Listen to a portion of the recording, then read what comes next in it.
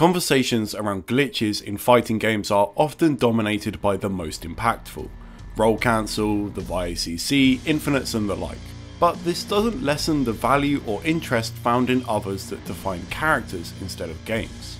One such glitch that I personally adore is input storing in Super Turbo. If you've watched any amount of this game, I can guarantee you've seen it being used, because the three characters that have it will end up using it in some capacity nearly every single round. The three characters I'm talking about are Chun, E Honda and Vega. Input storing is kind of an umbrella term. It sometimes gets called move storing, and the way it manifests isn't exactly consistent. So we're going to break down each instance of it and try and talk about the impacts it has on the game. Let's start with Chun, because hers is probably the easiest to grasp. She has a charge super, so you hold back for a little while, input forward, back again, forward and press kick. It hits for a grip of damage, is invulnerable and safe on block. Obviously, with it being a charge super, it comes with a very clear flaw. She has to be charging. As soon as Chun inputs anything involving the forward motion, she loses that charge and it's no longer a threat, making its applications kind of limited, or so you would think. The glitch here is, if after doing the back forward motion, instead of pressing kick right away, she just holds forward and doesn't let go, no matter how long she holds forward for, if she presses kick at any point, the super still comes out. This takes what should be a very defensive or situational super and turns it into an amazing offensive tool that can be used in just about every matchup. Sounds broken, right? It basically nullifies the balancing on a charge move by eliminating its biggest flaw. Well, she's holding forward. She's completely vulnerable to anything and everything. Sure, she can jump or hold down forward, but she cannot block. It's a game of chicken where half health can be her reward. She marches full screen towards you and is waiting for you to do something. But if you don't, she might just throw you. It turns this mid-range monster of a character into one of the most explosive. I cannot overstate how much I love this. Charge supers are often cumbersome in their uses. Maybe a reaction punish, maybe a combo or a reversal, and that's really about it. This glitch gives her super so much extra utility, and it's interesting. It's not the same as just simply making it a motion super. She still has to charge and then put herself in a vulnerable state by holding forward. This hasn't really been recreated since, and I think that's a shame. It's very cool to see a take on a type of attack that's stagnated for so long. When we see a charge super now, you can guess what its utility is going to be, and that can make things feel far too uniform. It's worth mentioning that Honda has this exact same glitch with his headbutt super, but it's just not great. Unlike Chun's, it's not safe because there is a massive gap between the two hits, and a lot of the time it doesn't even combo, giving the opponent the ability to punish on hit. You can still see it being used occasionally as a tool for taking that last chunk of health in a round, but its application is far more limited.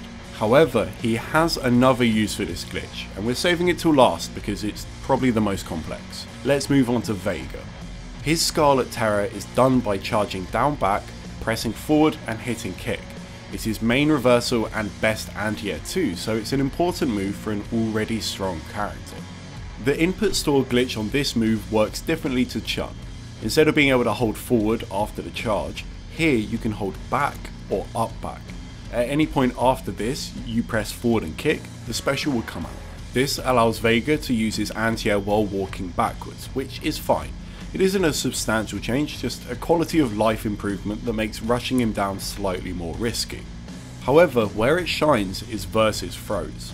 If you want a full breakdown of how Super Turbo throws work, you can watch my Why Throws Were Cheap video, but the TLDR is, the only reliable way to get out of a tick throw setup is via a reversal.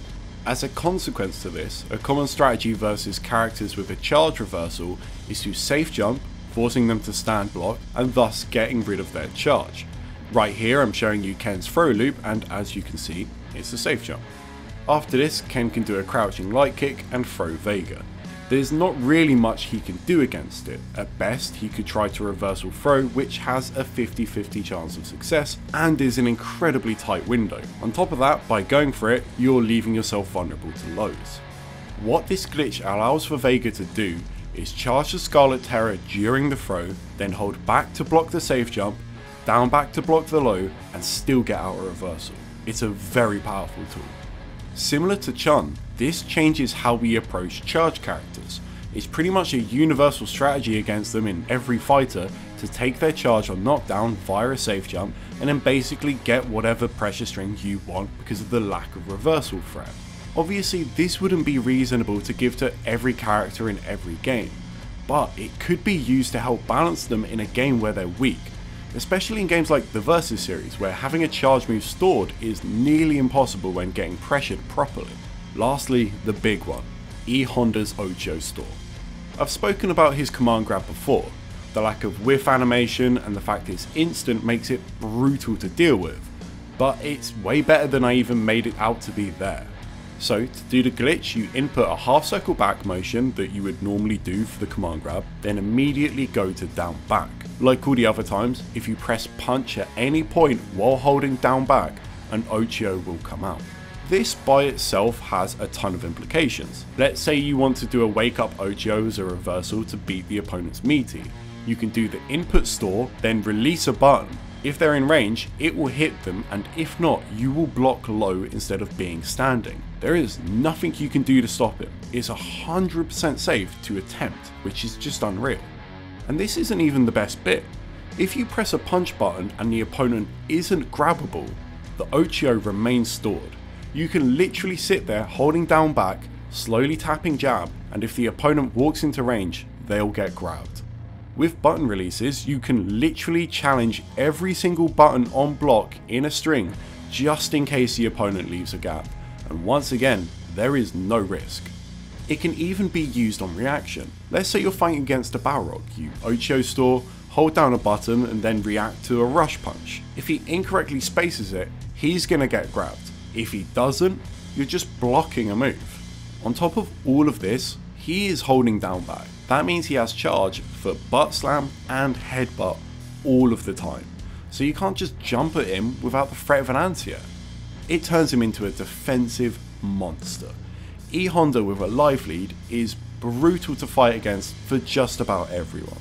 What's funny to me is despite this, he's still an average character. The thing about Super Turbo is, zoning wins. Zoning is very strong, and Honda just doesn't do well against it. There are some matchups like Sim where he can do work, but it's really hard for him to get that life lead for Ocho storing to really come into effect.